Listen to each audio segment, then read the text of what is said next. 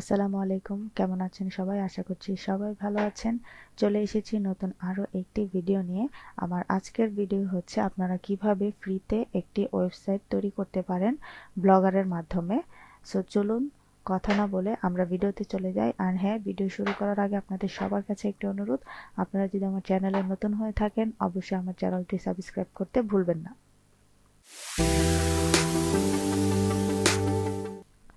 So ব্লগারে free website তৈরি করার জন্য প্রথমে আমরা ব্লগার সাইন ইন লিখে সার্চ করলাম। সার্চ করার পর এখানে প্রথমেই চলে এসেছে সাইন ইন ব্লগার। সো ব্লগারে ওয়েবসাইট তৈরি করার জন্য প্রথমেই আপনাদের যে ব্রাউজারের মাধ্যমে আপনারা ব্লগারটা ওপেন করবেন সেই ব্রাউজারে আপনাদের একটি জিমেল অ্যাকাউন্ট আগে থেকে সাইন ইন করা থাকতে হবে। অথবা আপনাদের যদি সাইন ইন করা না থাকে, আপনারা যখন sign in blogger.com A click করবেন তখন আপনাদের সামনে আপনাদের জিমেল অ্যাকাউন্টগুলো দেখাবে। আপনারা সেখান থেকে আপনাদের জিমেলটা সিলেক্ট করবেন যে জিমেলের মাধ্যমে আপনারা সাইন ইন করতে চাচ্ছেন। সো এখানে আমার সাইন ইন হয়ে গেছে। সাইন ইন হওয়ার পর আপনারা এখানে একটি চিহ্ন দেখতে পাচ্ছেন, এই চিহ্নতে ক্লিক করবেন। অথবা আপনাদের এখানে প্রথমে লেখা থাকবে, আমার এখানে নিউ পোস্ট লেখা আছে। আপনারা যদি একদমই নতুন হয়ে থাকেন আপনাদের এখানে ক্রিয়েট নিউ ব্লগ লেখা থাকবে, ঠিক এরকম নিউ ব্লগ। সো যদি এখানে নিউ ব্লগটা লেখা না থাকে তাহলে আপনারা এখানে ক্লিক করে এখানে যে নিউ ব্লগ দেখছেন এখানে ক্লিক করবেন। ক্লিক করার পর প্রথমে আপনাদের বলেছে এখানে আপনাদের ওয়েবসাইটের একটি টাইটেল দেওয়ার জন্য। সো আপনারা প্রথমে আপনারা কি নিয়ে ওয়েবসাইট তৈরি করবেন সেটা আগে আপনারা বেছে নেবেন, তারপর একটি ওয়েবসাইট তৈরি করবেন। সো আমি আজকে যে ওয়েবসাইটটা ক্রিয়েট করব সেটা হচ্ছে ফানি রিলেটেড। সো আমি সেই রিলেটেড এখানে একটা টাইটেল দিচ্ছি, all type funny news. So এখানে আপনারা নেক্সটে ক্লিক করে দেবেন। এখানে আপনাদের অ্যাড্রেস দিতে বলতেছে। অ্যাড্রেসটা হচ্ছে আমরা যে কোনো ওয়েবসাইটের উপরে যে নামটা দেখিয়ে, যেমন এখানে দেখেন www.blogger.com। সো এখানে যেহেতু আপনি ফ্রি অ্যাকাউন্ট ক্রিয়েট করতেছেন, সো আপনার এখানে শুধু .com হবে না, আপনার এখানে blogspot.com এই অ্যাড্রেসে আপনাদের ওয়েবসাইটে থাকবে। সো এখানে আমি নাম দিচ্ছি ফানি নিউজ, আমার ওয়েবসাইটের সাথে রিলেটেড একটি নাম দিচ্ছি। বাট এখানে তারা বলতেছে এটা অলরেডি ব্যবহার হয়ে গেছে, ওটা অ্যাভেলেবেল নেই। সো আমি এখানে যদি আমি টাইটেলে যেটা দিয়েছিলাম অল টাইপ ফানি নিউজ, হ্যাঁ এই নামটা অ্যাভেলেবেল। সো আমি এটাই সিলেক্ট করলাম। সিলেক্ট করার পর এখানে সেভ অপশনে ক্লিক করব। সেভ অপশনে ক্লিক করার সাথে সাথে দেখেন আমার ওয়েবসাইট কিন্তু তৈরি হয়ে গেছে। এখানে দেখতে পাচ্ছেন আপনারা অল টাইপ ফানি নিউজ, এটা হচ্ছে আমি প্রথমে যে টাইটেল দিয়েছিলাম সেই টাইটেলটা এখানে দেখাচ্ছে। সো এখন আমি যদি ভিউ ব্লগে ক্লিক করি, এখানে দেখেন আমি যে ব্লগের নামটা দিয়েছিলাম all type funny news .blogspot.com। So আমার একটি ওয়েবসাইট কিন্তু ওপেন হয়ে গিয়েছে। সো শুধু ওয়েবসাইট ওপেন করলেই তো আর হবে না, এটাকে সুন্দর করে সাজাতে হবে। সো আমি আজকে আপনাদের বেসিক কিছু দেখিয়ে দিচ্ছি আপনারা কিভাবে আপনাদের ওয়েবসাইটটাকে আপনাদের নিশ রিলেটেড ভাবে তৈরি করতে পারেন। সো ওয়েবসাইট ওপেন করার পরে আমরা প্রথমেই চলে যাব এখানে থিম নামে একটা অপশন দেখতে পাচ্ছেন, থিমে। সো থিম অপশনে যাওয়ার পর আপনারা এখানে অনেকগুলো থিম দেখতে পাবেন। তারপর আমি এখান থেকে ব্লগারে যে থিমগুলো রয়েছে আমি যে কোনো একটা theme like a simple theme আমি এটাকে সিলেক্ট করলাম। সিলেক্ট করার পরে এখানে দেখেন প্রিভিউ আসছে, আপনারা চাইলে প্রিভিউতে ক্লিক করে এটার প্রিভিউটা দেখে নিতে পারেন। ওকে, সো এটা আমার তেমন একটা ভালো লাগছে না, আমি লাইক ওকে এই টেমপ্লেটটা নেই। তারপর এখান থেকে আপনারা দেখতে পাচ্ছেন অ্যাপ্লাই বাটন চলে আসছে, আমরা এখান থেকে অ্যাপ্লাইতে ক্লিক করলাম। নিউ থিম আপডেট সাকসেসফুলি, আমরা যদি এখন এটাকে দেখতে চাই তাহলে এখান থেকে ভিউ ব্লগে ক্লিক করলে দেখবেন আপনার থিমটা কিন্তু চেঞ্জ হয়ে গেছে। এখানে অল্প একটু দেখাচ্ছে, আপনারা যখন এখানে পোস্ট করবেন তখন এটা আরো সুন্দর লাগবে। সো আপনারা যদি চান এই থিমটাকে কাস্টমাইজ করতে, কালার চেঞ্জ করতে, সো এটা করার জন্য আপনাদের যেতে হবে আবার থিম অপশনে। থিম অপশনে যাওয়ার পর এখান থেকে আপনারা কাস্টমাইজে ক্লিক করবেন। কাস্টমাইজে ক্লিক করার পর এখান থেকে আপনি দেখেন ব্যাকগ্রাউন্ডের কালার আপনারা যদি এটা চেঞ্জ করতে চান, চেঞ্জ ইমেজ, এখানে গিয়ে যে কোনো একটা ইমেজ নিতে পারেন। আমি এই ইমেজটা নিলাম, দেন ডান। সো দেখতে পাচ্ছেন আমার ব্যাকগ্রাউন্ডের ইমেজটা কিন্তু চেঞ্জ হয়ে গেছে। সো এখন আপনারা চাইলে এটার হাইট উইথ এভাবে চেঞ্জ করতে পারেন। এখানে 960 310 দেওয়া আছে, আমি এটা ডিফল্ট যেভাবে আছে ঠিক সেভাবেই রাখছি, আপনারা চাইলে চেঞ্জ করে নিতে পারেন। দেন এখানে লেআউট অপশন আছে, আপনি এখান থেকে লেআউট অপশন বাছাই করতে পারেন। সো ফুটার লেআউট আছে 3টা। সো আপনি চাইলে এটা এখানে প্রিভিউটা দেখতে পারবেন কেমন চেঞ্জ হচ্ছে। এই যে ফুটার মেনু চেঞ্জ করার পর এরকম আসছে। আর যদি আমি যেটা দেওয়া ছিল যদি ওইটাই দিয়ে দিই তাহলে ঠিক এমন দেখাবে। সো দেন আপনি এখান থেকে অ্যাডভান্স অপশনে ক্লিক করে এখানে দেখতে পাচ্ছেন ট্রান্সপারেন্ট অফ করে আছে। আমি যদি এটা অন করি তাহলে দেখি কি চেঞ্জ হয়। সো আপনারা কিভাবে একটা থিম কাস্টমাইজ করতে হয় সেটা আপনারা কিন্তু টিউটোরিয়াল দেখেও করতে পারেন, অথবা আপনারা নিজেই ট্রাই করতে পারেন। একটা একটা করে অপশন আপনারা ক্লিক করে করে দেখতে পারেন কোন অপশনটাতে কি চেঞ্জ হচ্ছে।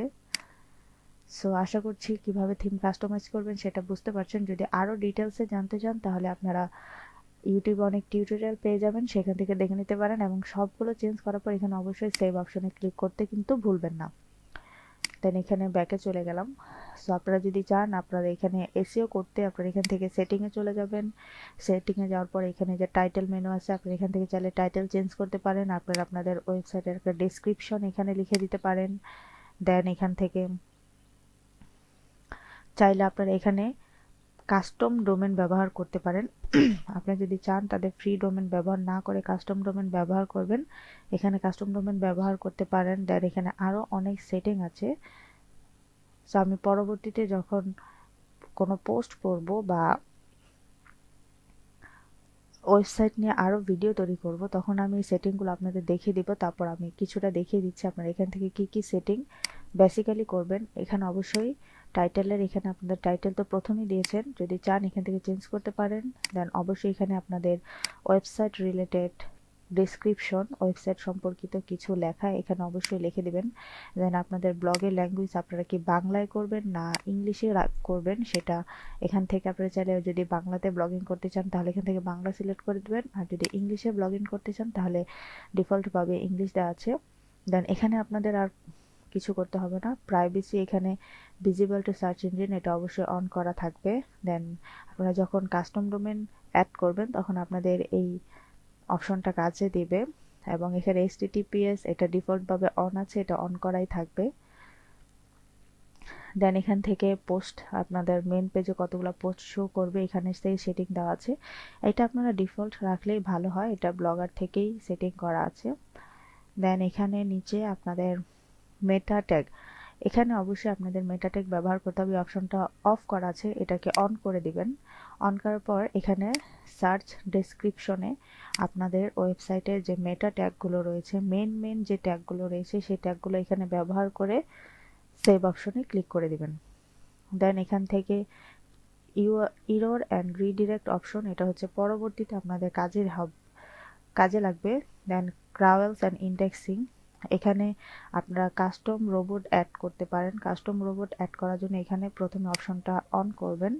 দেন এখানে কাস্টম রোবট ডট টিএক্সটি, এখানে আপনারা আপনাদের ওয়েবসাইটের একটি robot dot TXT file create করতে হবে। এটা আপনারা চাইলে অটো জেনারেট করতে পারেন।